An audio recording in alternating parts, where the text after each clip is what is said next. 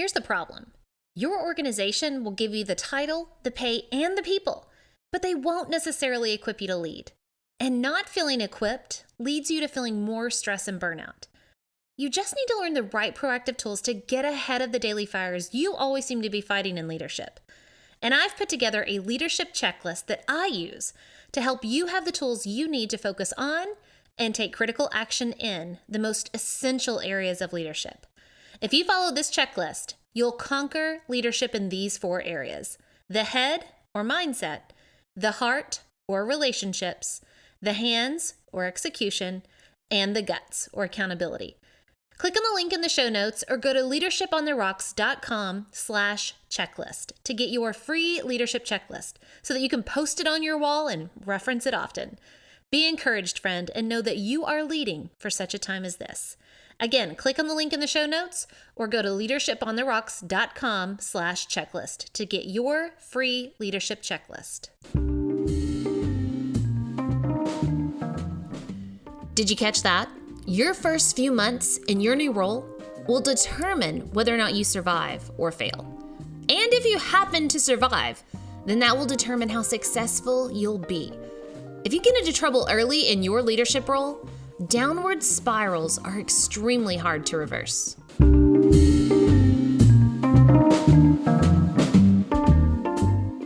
This is the Leadership on the Rocks podcast, where we equip and empower leaders like you to thrive in and create harmony between your professional and personal lives.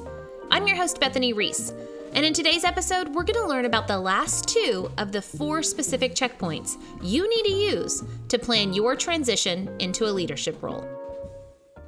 Welcome back to part 2 of how to transition into a new leadership role.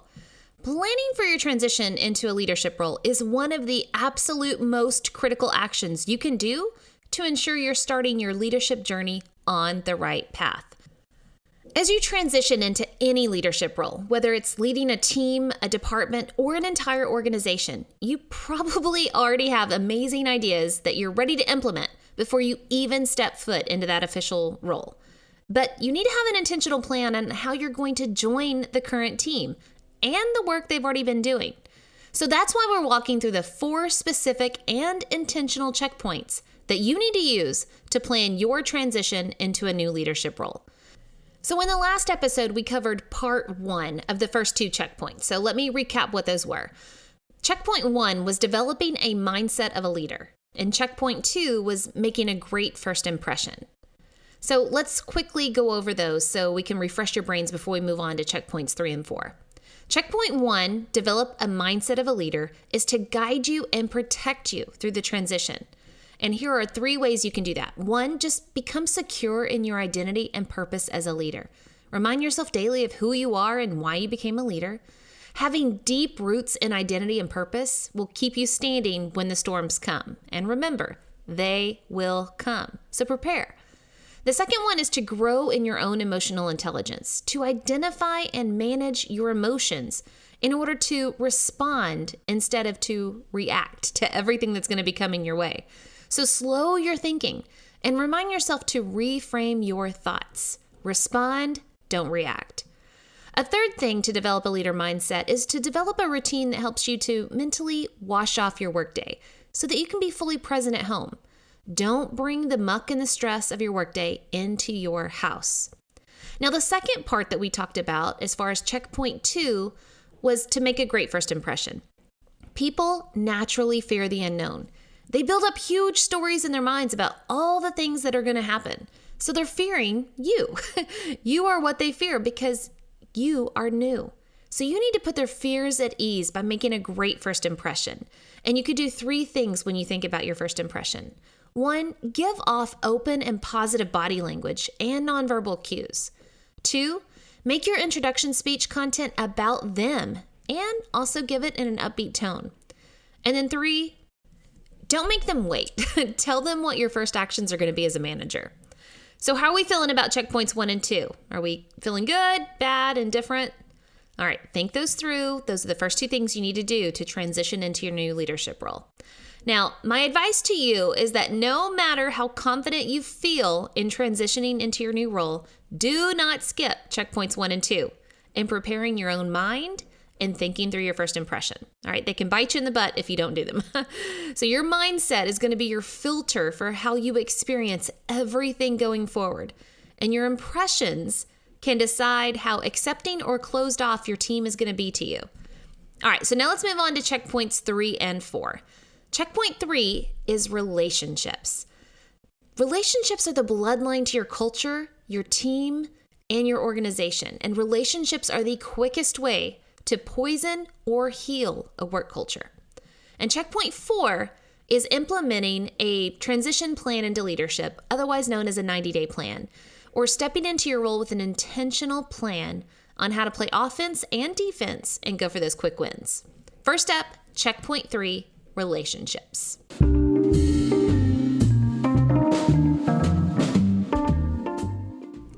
Checkpoint 3 is to build positive relationships with all of your stakeholders. Now, whenever I talk about stakeholders, what I mean is your team, your employees, your boss, your clients, or your customers.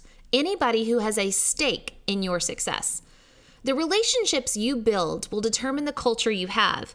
And you've heard me say this over and over again on this podcast. Peter Drucker is right in that culture will eat strategy every dang time.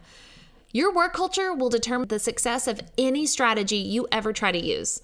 So know that being intentional in building a positive culture is done by laying individual relationship bricks with each stakeholder. It's relationship brick by relationship brick that a positive culture cathedral is built. Now, I want to specifically speak to 2 different kinds of entry points of a transition into leadership here, because some of you may be promoted within your current organization and honestly already know many of your stakeholders. And others, well, you're going to be walking into an organization as a complete stranger. Now, both entry points come with pros and cons, so I strongly believe that we need to kind of quickly hash out these 2 varying entry points before we deep dive into relationship strategies and tactics. So first, let's talk about being promoted from the outside. Now, for those of you entering an organization as an external candidate, your entry point is going to cling to the first impressions checkpoint that we talked about last episode.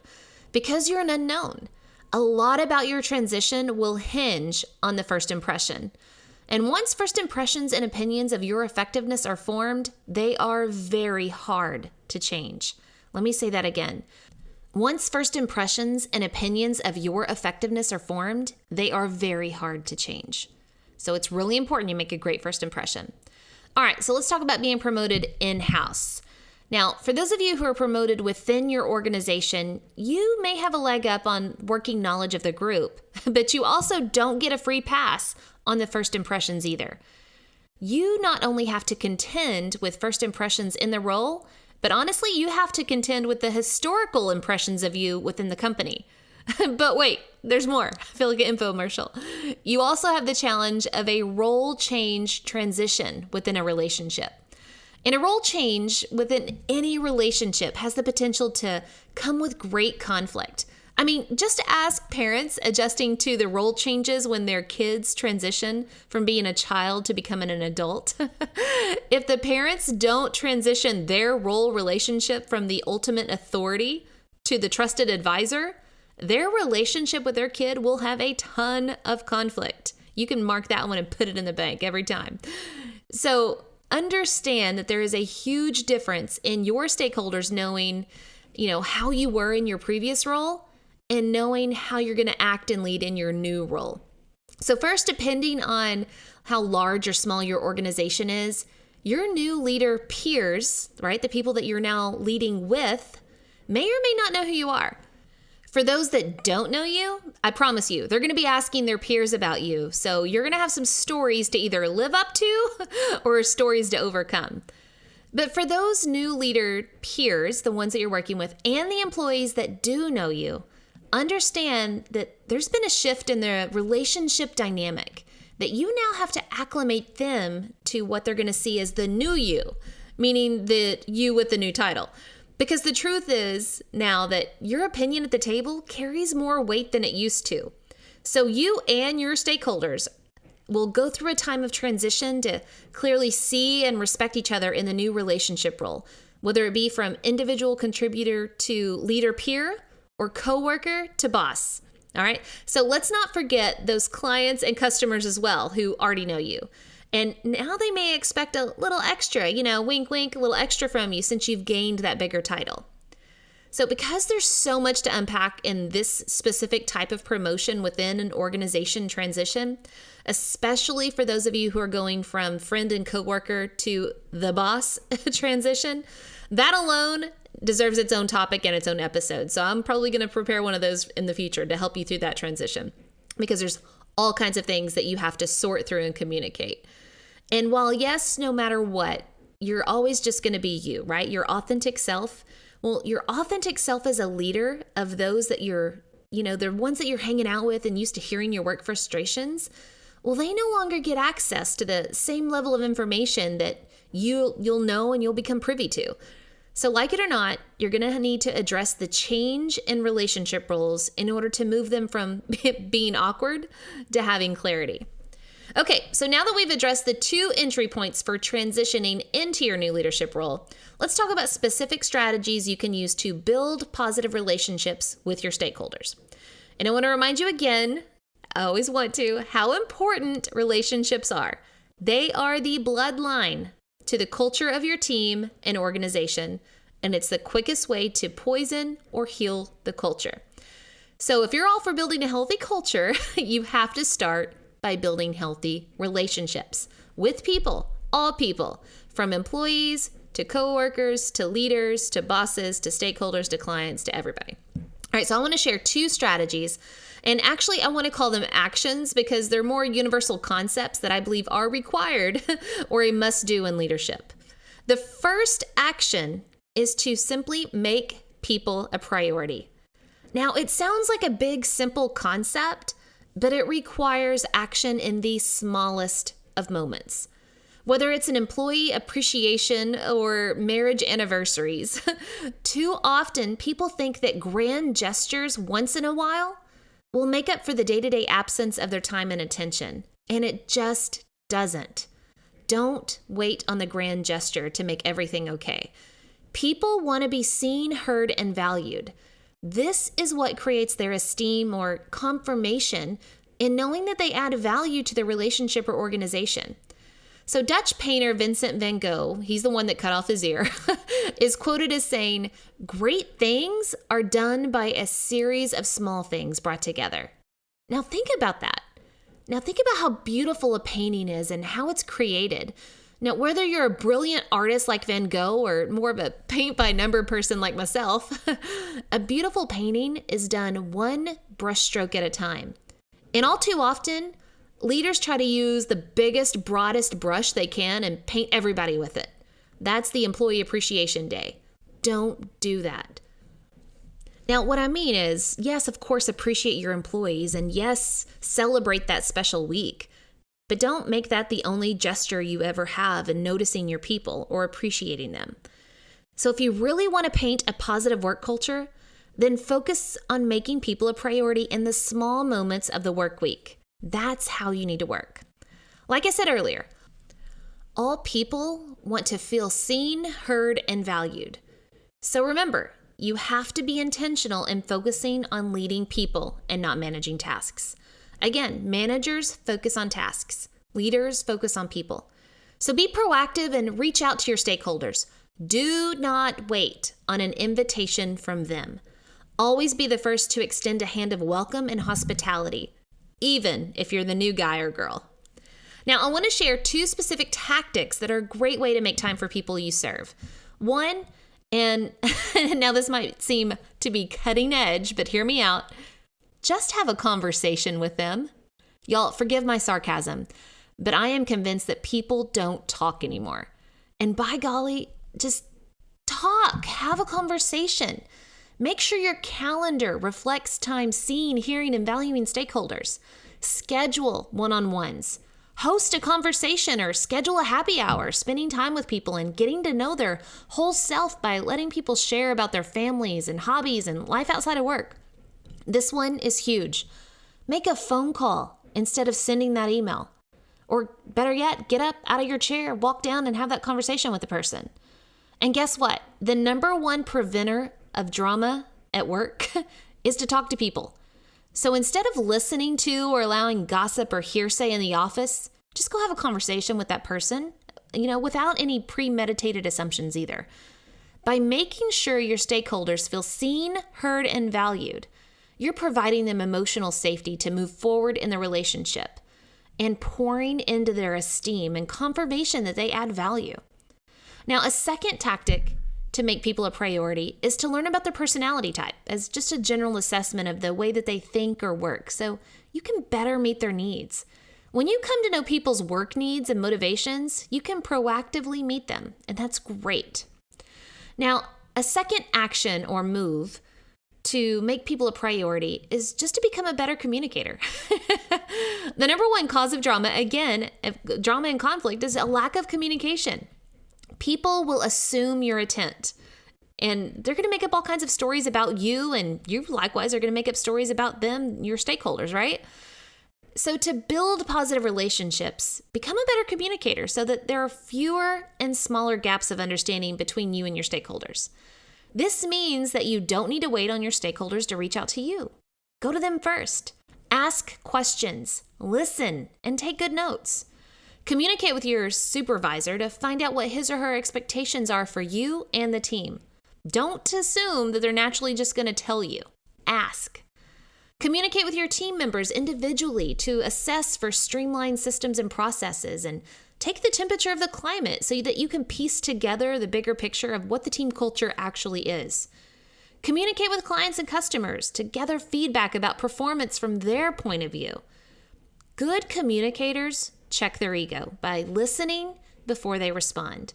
And their communication always provides clarity in the right way at the right time, and it fosters conversation.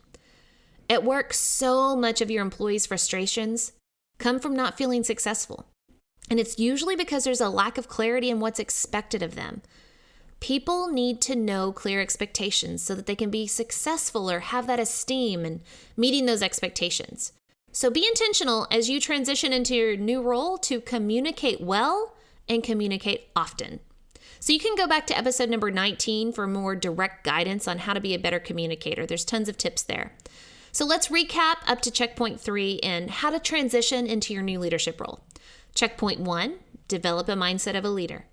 Checkpoint 2, make a great first impression. Checkpoint 3 is to build positive relationships with your stakeholders. The relationships you build will determine the culture you have, and culture will eat strategy every time. So in checkpoint 3 of relationships, we discussed how your entry point into relationships may differ based on whether you're an internal or external hire. So pay attention to your entry point, but also know that no matter what your entry point is, there's still 2 actions you need to take. 1, make people a priority by focusing and even scheduling time to make sure that you see, hear, and value your stakeholders. And 2, become a better communicator. All right, now we're going to look at checkpoint 4 in transitioning into your new leadership role.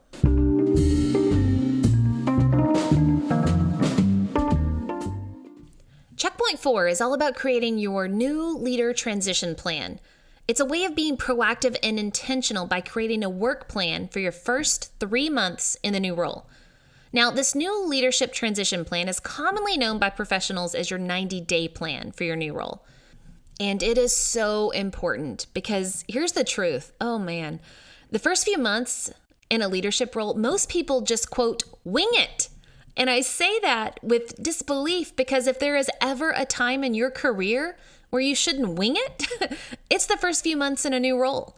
In fact, the first 90 days author, Michael Watkins, says, quote, the action you take during your first few months in a new role will largely determine whether you succeed or fail. And for every leader who fails outright, there are many other leaders who survive, but don't realize their full potential. Did you catch that? Your first few months in your new role will determine whether you survive or fail. And if you happen to survive, then it'll determine how successful you'll be. Now, if you get into trouble early in your leadership role, downward spirals are extremely hard to reverse. Yikes! So let's get into the overall concept of what a new leader transition or 90-day plan is and how to think through one, because you definitely need one. So a 90-day plan is really just a document that helps you set goals and strategize your first 3 months in the job. So in other words, it's your on-ramp to the fast and furious highway that your team is already driving on, right? You can't get on a freeway going 20 miles an hour. It just doesn't work. You got to speed up to be able to join the traffic where they're at. Now, as a quick aside, you can do a 30, 60, or 90-day plan. With the first 30 days, it's all about the transition. The next 30, known as the 60, is more about immersion. And the last 30, or the 90 days, is about reshaping. But in reality, whether you call it a 30, 60, 90, or just a 90-day plan or a new leader transition plan, the title of what you call it is really about as important as the decision between saying pecan or pecan. It doesn't really matter what you call it. Just have it in the pie that you're serving, right? The point is to be proactive and intentional in planning your first 3 months on the job. So I'm going to go over the general concept of a leader transition or 90-day plan. And I now have to reveal my secret. There's something I've been keeping from you. Checkpoints 1 through 3 are technically part of your transition plan. But now let me tell you why I broke them out into their own checkpoints. It's because I've been around the block a time or two with leaders and organizations. And y'all, most people go straight to the to-do lists of meetings, reports, and goals, and they skip over the whole concept of self and relationships. And if you skip over putting in the work of self and relationships, you're going to be what Watkins said in his quote, others who survive but don't realize their full potential. So now let me walk you through the Leadership on the Rocks version of the new leader transition plan, or the 90-day plan. Step 1, you got to get equipped. Step 1 is to get equipped by identifying and learning to utilize the most essential information, skills, and tools that you're going to need for success in the role. And there's usually 4 ways to do that. So here are the 4 ways from Leadership on the Rocks. Number 1, define your key leadership tenets or principles. What's going to guide your leadership? That's the checkpoint 1, right? It's the identity, the purpose, the reframing statements. What's going to guide your leadership? Define those. Number 2, broaden your perspective. You need now, because you're in leadership, a wider lens to see a bigger picture than you're used to. Your horizon when you get a promotion has just broadened. It has broadened to encompass a much wider set of issues and decisions. So you need to gain and then sustain a high-level perspective in your new role. So strike the balance between keeping that wide view and then being able to drill down into the details. Always ask, how is this decision going to scale? How's it going to grow? All right, number 3, make a great first impression. That's checkpoint 2, if you remember. Because once first impressions and opinions of your effectiveness are formed, they are very hard to change.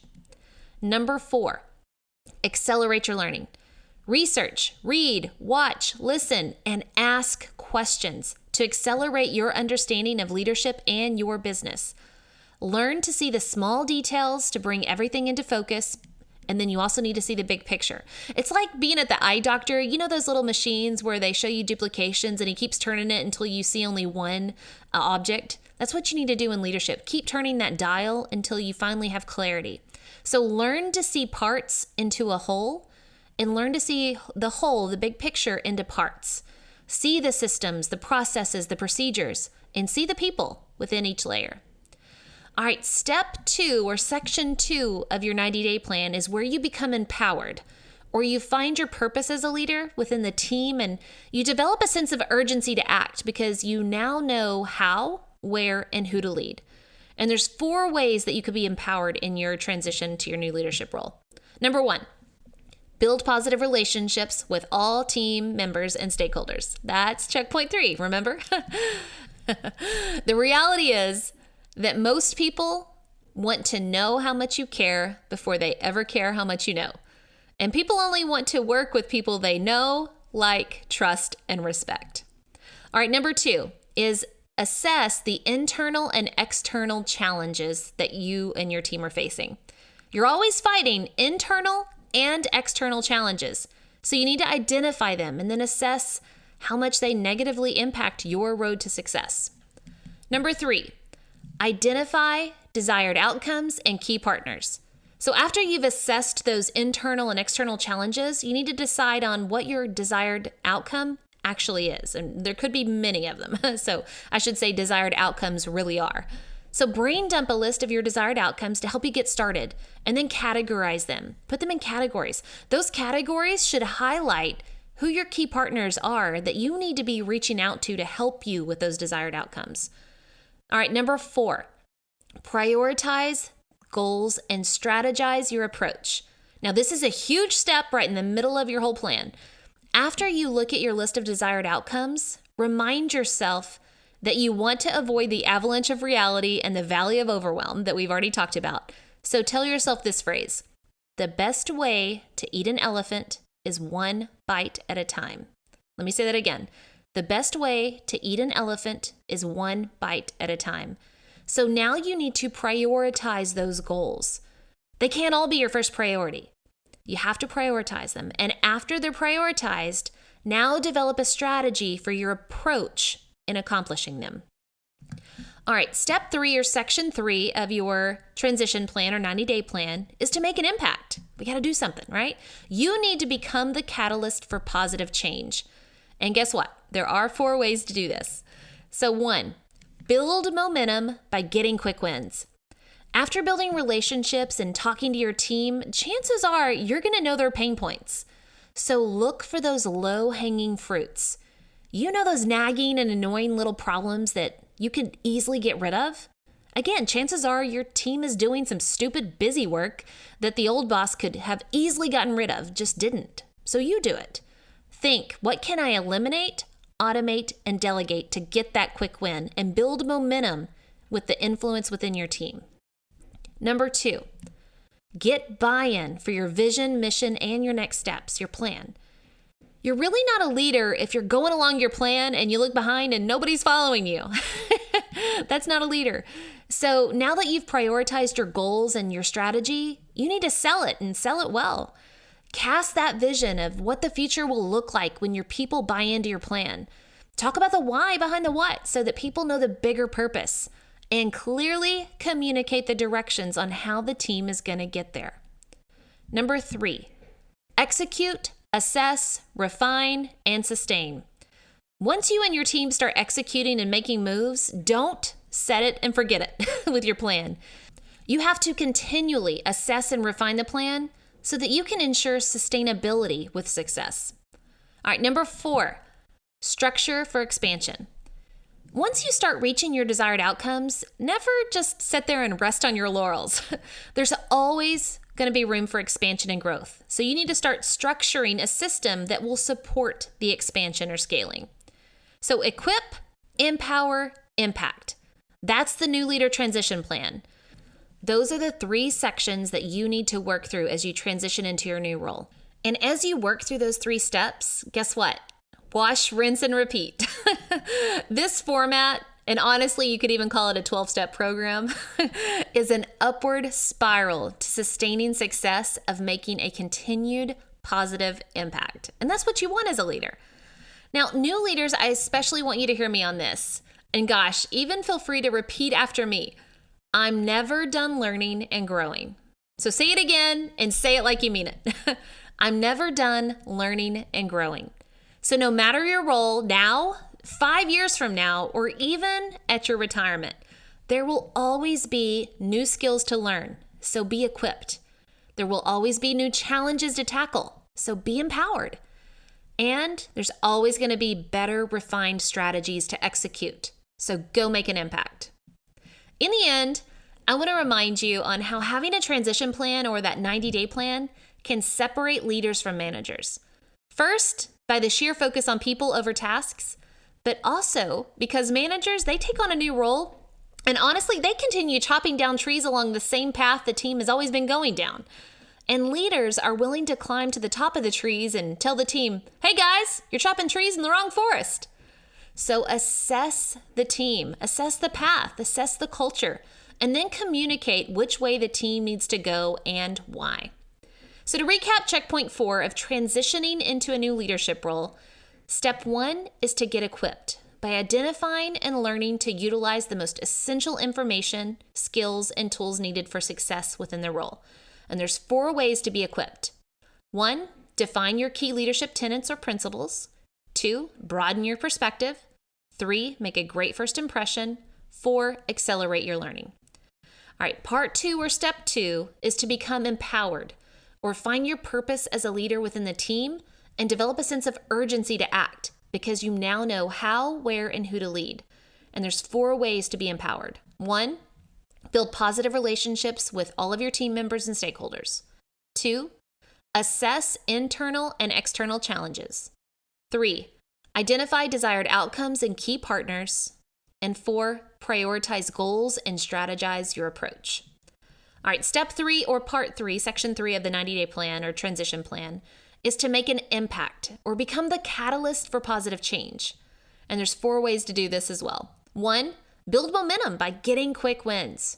2, get buy-in for your vision, mission, and next steps. 3, execute, assess, refine, sustain. And number 4, structure for expansion. Now, to recap all the specific and intentional checkpoints that you need to use to plan your transition into your new leadership role, checkpoint 1, develop the leader mindset. Checkpoint 2, make a great first impression. Checkpoint 3 is to build positive relationships with your stakeholders. The relationships determine the culture, and the culture will eat your strategy. I have to say that a million times because I want you to get that. And checkpoint 4 is to create that new leadership transition plan, otherwise known as the 90-day plan. Now, I know that I threw a ton of information at you, but no matter what, I hope you know in the depths of your heart and soul that you were made to lead for such a time as this. And I want to remind you that you don't have to transition into leadership alone. This is why I created the Leadership on the Rocks Survival Guide course. It's not only going to help you survive your transition into leadership or your new role, but it will quickly accelerate you to thriving in your new role. In my Survival Guide course, I really go into more depth on the strategies and specific tactics that you need to use to become the leader everybody wants to work for. So I'm going to give you not only the specific tactics, but I'm going to give you the templates that you can use at work literally tomorrow. You could use them tomorrow. I'll give you the leader transition plan template, that 90-day plan. I'll give you the template. And those quick win tactics, I'll tell you how you can get some quick wins by stopping those daily fires that you always seem to be fighting, and even show you how to prevent them from starting in the first place. So to enroll in the course, please go to my website, leadershipontherocks.com/survival guide.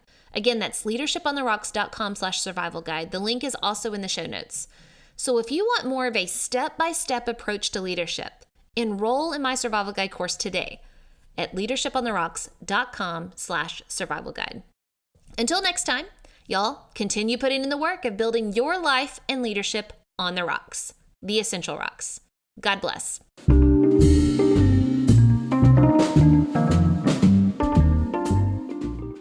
Remember, the most essential rock you can build your life and leadership on is the rock of Jesus Christ. Today's Bible verse comes from Isaiah chapter 41, verse 10. So do not fear, for I am with you. Do not be dismayed, for I am your God. I will strengthen you and help you. I will uphold you with my righteous right hand.